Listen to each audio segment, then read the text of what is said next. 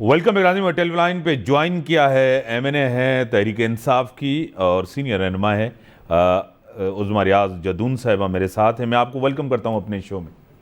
Thank you जी, बहुत शुक्रिया।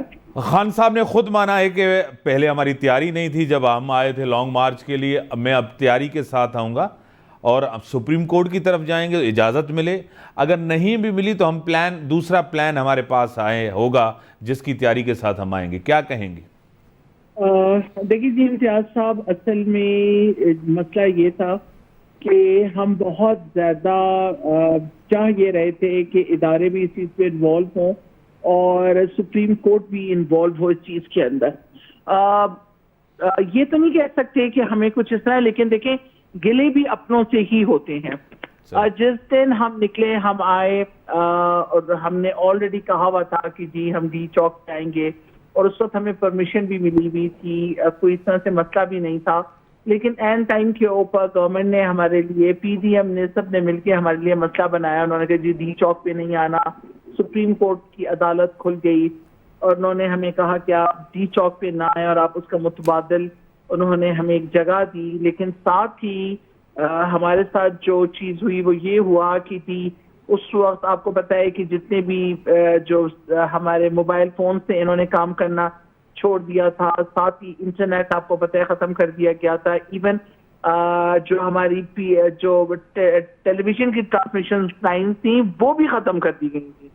तो ये सब कुछ चीजें इस किस्म की हो गई थी कि हमें फिर आपस में कम्युनिकेट करने में भी मसला आ रहा था और हम ना अपने वर्कर्स के साथ ठीक करके कांटेक्ट कर सक रहे थे, ना खान साहब के साथ इस तरह से कर सकते। तो ये तो बहुत ही बीच में से वो कहते हैं ना कि बिल्कुल जिनको हम एक्सपेक्ट नहीं कर रहे थे उस टाइम हमारे साथ वो चीजें हुई।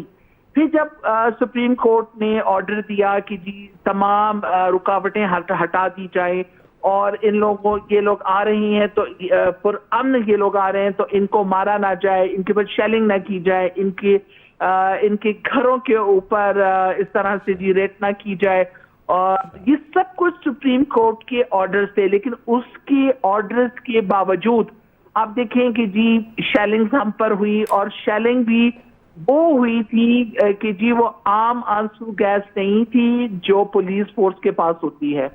और 2013 मैंने खुद देखा है, एक्सपायरी 2013 की थी और उसके वो शेल्स हम पर फेंके गए और उस वक्त जो हमारे साथ खवातीन, जो हमारे साथ बच्चे, जो हमारे साथ औरतें थीं, जो बूढ़े थे, उस शदीद, इवन मैं खुद उस शेलिंग के अंदर थी और मुझे लग रहा था कि इस वक्त मुश्किल है कि मैं बचूं। लेकिन अल्लाह तबारक ताला ने हम पर करम और फजल किया कि इतनी हैवी शेलिंग के होने के बावजूद हम महफूज है। तो अफसोस इस बात का है कि इतना कुछ होने के बावजूद गिला आता है सुप्रीम कोर्ट से कि इसके ऊपर अभी तक सुप्रीम कोर्ट की तरफ से मोटो एक्शन क्यों नहीं लिया गया, इसके ऊपर अभी तक अदालत क्यों नहीं खुली, इस पे बात क्यों नहीं हुई कि जब सुप्रीम कोर्ट के ऑर्डर था तो फिर शेलिंग क्यों की गई, बच्चों के ऊपर क्यों की गई, औरतों के ऊपर तशद्दुद क्यों किया गया, गाड़ियां क्यों तोड़ी गई, लोगों को हरास क्यों किया गया। मतलब ये तमाम चीजें हमारी समझ से बालातर थी, जिसकी वजह से अब खान साहब का भी ये है कि जी अब जो हमने प्लान किया उसमें हम तमाम इन चीजों को देखेंगे। पहले सुप्रीम कोर्ट जाएंगे, वहां पे हम दरखास्त देंगे, वहां पे हम अपना तमाम मुद्दा बयान करेंगे और उसके बाद हम इंशाल्लाह ताला जो मार्च करेंगे तो वो फिर वाकई फैसला कुन मार्च होगा इंशाल्लाह। हाँ, सबसे पहले आपने कहा कि इदारे किरदार अदा करें। पहले आपने इदारों को कहा जानवर, फिर आपने इदारों को कहा न्यूट्रल हो जाएं, फिर आपने कहा कि इदारे जो है ना रोल अदा करें। मतलब ये कन्फ्यूजन क्यों है? आप चाहते हैं कि इदारे उसी तरह आपके साथ हों जिस तरह 2018 की इलेक्शन में थे, उसके बाद थे? क्या कहेंगे? देखिए, मैं आपसे एक रिक्वेस्ट ये भी करना चाहूंगी कि देखिए इदारे हों, चाहे सियासतदान हों, चाहे हमारी अदालतें हों, कोई भी डिपार्टमेंट हो, वो इस वक्त पाकिस्तान के अंदर काम कर रहे हैं पाकिस्तान के लिए, उन्हें करना चाहिए, पाकिस्तान की अवाम के लिए करना चाहिए और ये देखना चाहिए कि लोग क्या चाह रहे हैं, अवाम क्या चाह रही है।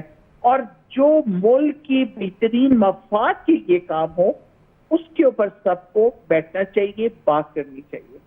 लेकिन इस तरह से होके देखिए जी, सबसे पहले अगर हम बात करते हैं आइन की, और आइन के अंदर कुरान और सुन्नत को सबसे अहमियत दी गई है, और कुरान और सुन्नत के ऊपर अमल करते हुए हमें अपने मुल्क का आइन और कानून भी बनाना चाहिए और उसके ऊपर अमल दरामद भी करना चाहिए।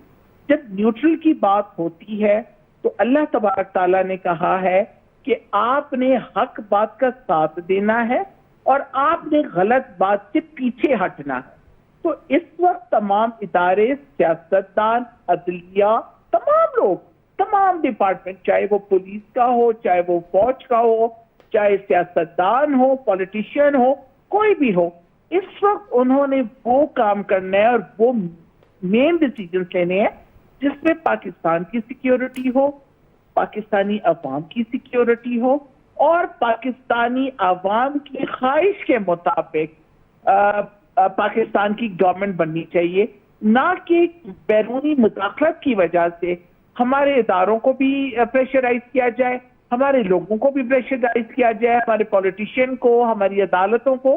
तो ये तमाम चीजें कंफ्यूजन ना सिर्फ हम सब के लिए पैदा करती है बल्कि अवाम के लिए भी पैदा करती है। तो अगर खान साहब ये बात कर भी रहे हैं तो वो अपने मुल्क को, कौम को देख के और अपनी अवाम को देख के बात कर रहे हैं।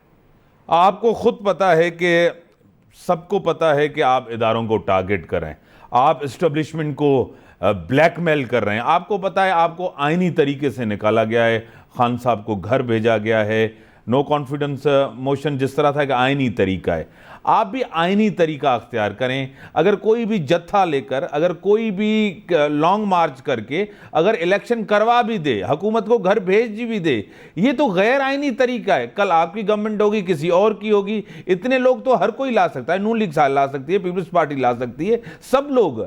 इस इलेक्शन तो पार्लियामेंट का काम है ना, पार्लियामेंट के मैदान में जाएं। इलेक्शन कमीशन का काम है, वो इलेक्शन करवाए। लॉन्ग मार्च से तो इलेक्शन नहीं होते ना। देखिए इम्तियाज साहब, बहुत अच्छी आपने बात की, लेकिन आप ये भी देखिए ना कि आप कहते हैं कि हमें आइन और कानून के तहत हमें घरों को भेजा गया, लेकिन जो अदम एतमाद की तहरीक आई और उसके अंदर जिस तरह से बैरूनी साजिश के तहत मुदाखलत की गई, जिनको हमारे इदारों ने भी माना कि हाँ वाकई यहाँ पे मुदाखलत हुई है, तो आप मुझे ये बताएं कि इसके ऊपर आप किस तरह से कह सकते हैं कि ये काम आइन और कानून के मुताबिक हुआ। देखिए, आइन और कानून बनते हैं लोगों को फैसिलिटेट करने के लिए, मुल्क और कौम की हिफाजत के लिए।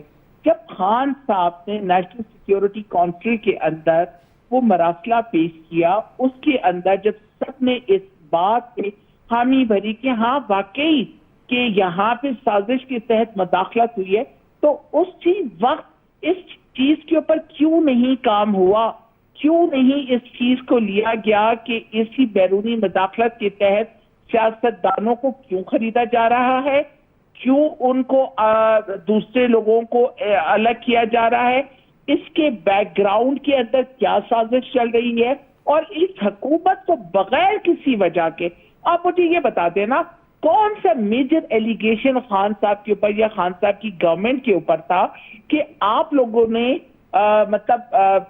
के अदारों ने, अदालतों ने, बाकी सब लोगों ने कि एक प्लेटफॉर्म के ऊपर एक ही टाइम पर आए, जबकि 2-4 दिन पहले ऑलरेडी इसके ऊपर बात हो रही थी कि अदम एतमाद भी किसी साजिश के तहत की जा रही है। तो क्यों नहीं इसके ऊपर इन्वेस्टिगेशन कराई गई, क्यों नहीं इसके ऊपर बात की गई, क्यों नहीं इसके ऊपर इन्होंने लोगों को एतमाद में लेके बताया, बगैर किसी बात के, बगैर किसी तहकीक के, बगैर आप स्टैटिक प्राइम मिनिस्टर को सुने बगैर आपने एक चीज की और आपने कहा कि बस क्योंकि पार्लियामेंट के अंदर ये लोग सारे इकट्ठे हो गए और खान के खिलाफ हो गए हैं, तो ये आइन के तहत हुआ है तो इनको निकाल दिया जाए। तो ये तमाम चीजें जिसकी वजह से हमें अफसोस भी होता है और हमें इदारों से गिले भी आते हैं। तो हम अपने अफसोस और गिलों का इजहार तो कर सकते हैं ना इम्तियाज साहब। सही, बड़ी मेहरबानी उस्मा रियाज साहिबा, आपका पॉइंट ऑफ व्यू है। निसंग ब्रेक जो टाइम थियो ब्रेक खा ॿुधायो।